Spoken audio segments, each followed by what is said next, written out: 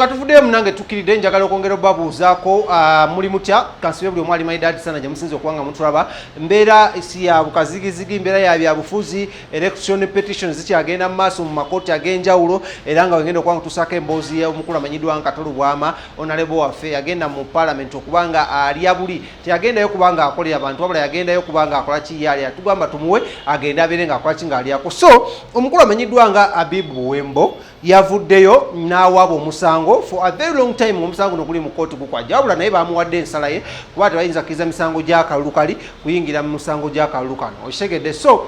Habibu Buwembo yavuddeyo kooti nemuwa okusalawo kwe negamba Kato Lubwama ekituufu teyasoma ekituufu abadde apalapalanya era abadde ayogera ebiwadde tebikwatagana okumu kuliko mannya ga Pawulo okulala kuliko Po okulala kuliko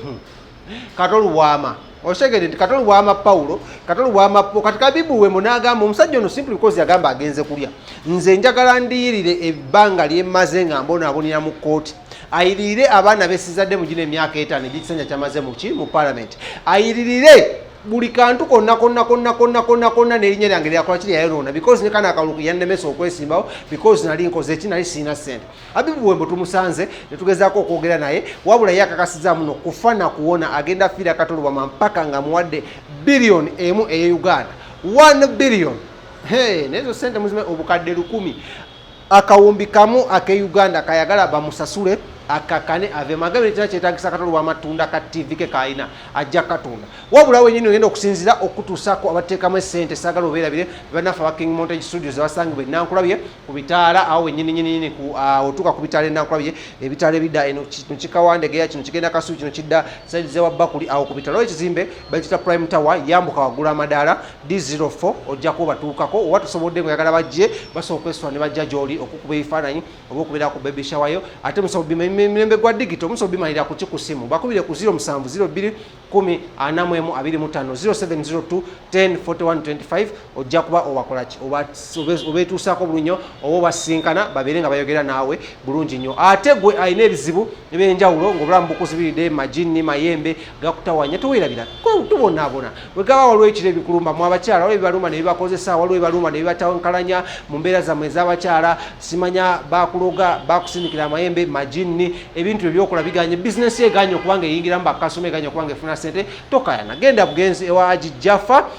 Jafal Musa asangibwa mukono ewantone abeere nga akutuusaako ate akulombereddwa obeere ng'oterera osobola omukubira ku simu 0700 398 gambye enamba eri 0700 398 era munnange neoba ebyogende bwe byagana gendayo ajja kuba akolaki ajja kuba akuteeza embeera akulombereddwa muve ku bano bamasheeka ne bahaji ab'obulimba bano ab'ennansana mufune abantu abatuufu Haji Jafal Musa ye mutuufu eri ebizibu byonna n'obanga oli bweri wa ggwanga asobola okulombera ddwa n'obeera ng'ate okolaki okyusa obulambo nga ssente zibakuwa osobola zibaako kyozeekolera mukatugende ewa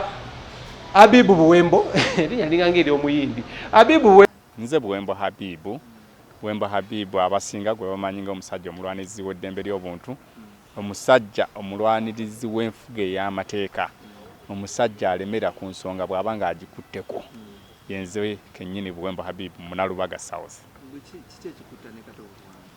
ekinsa ne Kato Lubwama si nsonga zaffe nti ziri personal nsonga za byanfuga nsonga za byamateeka Kato Lubwama yeetumiikiriza n'ayingira ekisaawe kyatalina kubeeramu Kato Lubwama amanyikiddwa nga omusajja muzannyi wa comedy musajja muyimbi musajja munoonyi wa ssente era Kato Lubwama amanyikiddwa nga omusajja bannewe twabeeriranga ku ssomero nga tusoma ye ng'alimu owina ali mu kulya ffene nakugula jeans n'empale zino eza fulungu kaakati bwe yalabanga bayita abantu nti bannanga ekiseera kituusa abantu bagenda kwesimbawo nadduka n'afeekinga empapula ne yeenyigawo era okkakkana nga confusinze Bannalubaga South ng'ayingidde parliament ng'omukiise waabwe Buwembo Habibu n'ensituka ne ngamba tina Kato Lubwama mulinako bwino teyasoma mu biseera bya kiraasi yalimu owino ng'alya ffene abantu ne balowooza nti ndi mu comedy kubanga engeri gye kiri nti ye baali bamumanyidde mu comedy ne balowooza nti nange maybe ndi mu comedy naye nnaku z'omwezi nga 2 kooti yakakasizza kyembadde njogera bulijjo era katwagezezzaako okupalaapalanya kuviira ddala mu high court nga alina engeri gyakoleganamu n'abasajja abo aba state omusango gwange ne baguddireyinga emyaka 5 emijjuvu nga tegutambula naye kooti yagusaze negamba nti okujulira kwe tekkiriziganya nako nekussa ebbali ne tutambula ne ruling ya high court emugamba nti no empapula zo tezikola ki teziwera era zisubmitting. Yes, naye kino kiragawa kubanga tulaba omusajja. Yes. Kooti yasaze omusango nga n'obukulembeze abufuddeko. Yes, ebimu kubirumira era zezimu ku lessons ezisobola okuva mu musango wange then ne tulaba ng'abalwanirizi b'eddembe ly'obuntu n'abalwanirira enfuga ey'amateeka we tutandikira kubanga omusango gwonna kooti egambibwa nti erina okukola expeditiously. In fact, article ya constitution egamba nti no there is a right for for fair trial and speedy hearing before a public court. Kati mukaseera kano speed eyo element ya speed eriruddawa emyaka 5 emijjuvu ng'ogenze mu kooti n'otavaayo ng'ogenze mu kooti mu myaka 5 nga tebakuwa bwenkanya ng'ogenze mu kooti nga bakimanyi bulungi nti olina ne ba lawyers b'olina okusasula sente z'obukuwolereza okulabirira mu bya transport mu papula na buli kimu ne burden okubeera n'omusango emyaka 5 kirina bingi bye kisobola okukola ki okulemesa psychologically ng'olina pressure naddala ng'ozannya n'omuntu nga Kato Lubwama abeera ku TV n'aga nti abo bali ku byabwe naye nga tatunulidde content eri mu fayiro nakuzimbirawo embeera mu community ne bakulaba ng'omuntu atalina content nzito mu kooti kati wabeerawo pressure ebeera ekuzimbiddwako naye kooti buli lwekandaaliza nayo ebeeyongera pressure eyo ebanga ekukuumidde mu kkomera naye ng'otambula so ekyo tukivumirira era nakyo tugenda kulaba butya bwe tukyadvocatingira nga tukozesa omusango guno gwennyini. Yes. Kato Lubwama yavuddeyo n'akola ka video n'agamba nti abamujeejeme oba bamuliko mumwesonyiwe yagenda kulya. Yes. Yes, Kato Lubwama yagenda kulya era alidde talowooza nti nno yalina omumwa yekka kati ne Buwembo ayagala kulya naye nga okulya kwe kuyitira Kato Lubwama emyaka 5 gyalidde mu parliament ng'agirya mu bukyamu kyekiseera akomyewoko bw'abanga yayingizanga nga tayinvestinga kyekiseera Kato Lubwama alangirirwe nga bankrupt person kubanga ennaku zino abadde apozinga oba mubadde mumulaba ng'alina abagagga batambula nabo ng'agamba nze ndi mugagga ntambula n'abagagga bannange kati kyekiseera ensi etegeere Kato Lubwama mugagga oba munaku ng'abalala abalala bwe tuli kubanga waliwo okulimba ensi yasooka n'atulimba nti mulwadde wa mutima ne tusonda ssente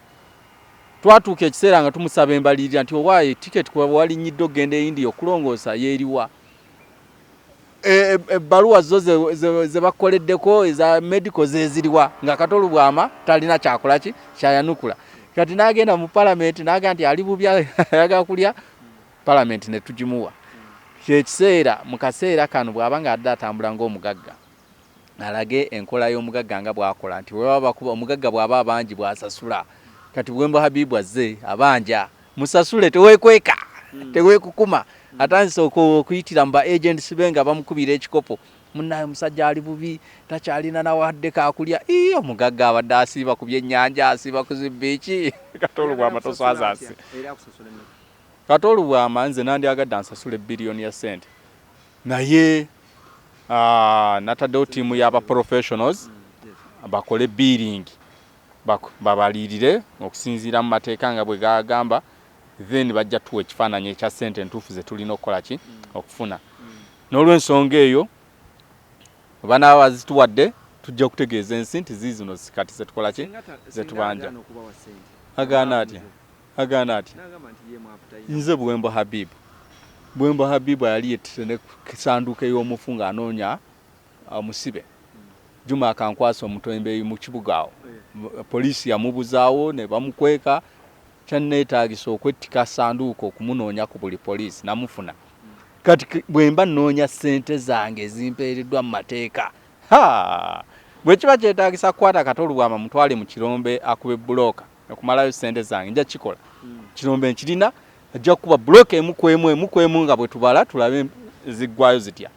Kato Lubwama alina abaana alina omukyala bo nabo bali energetic bwe kibanga kyetaagisa ye ne famire ye okudde ewaka ewange bakole obupakasi okumalayo sente nja kikola bwe kibanga kyetaagisa Kato Lubwama simanyi nakumanya engeri bwe kibanga sente okuzimalayo obulungi twetaaga musindika mu mawanga g'Abawarabu akuba ekyeyo nga sente ze zakolerera zijja ku akaunti ya Habibu ekyo kyonna tujja kikola nenga kyemba kakasa alina okusasula ate zaanaasasula bannayuganda saagala nakyo bakifune bubi zaanaasasula zonna tezigenda genda mu nsawo ya Habibu paati zigenda kudda mu struggle ey'okulwanirira enfuga ey'amateeka n'enfuga ey'obwenkanya. Yes.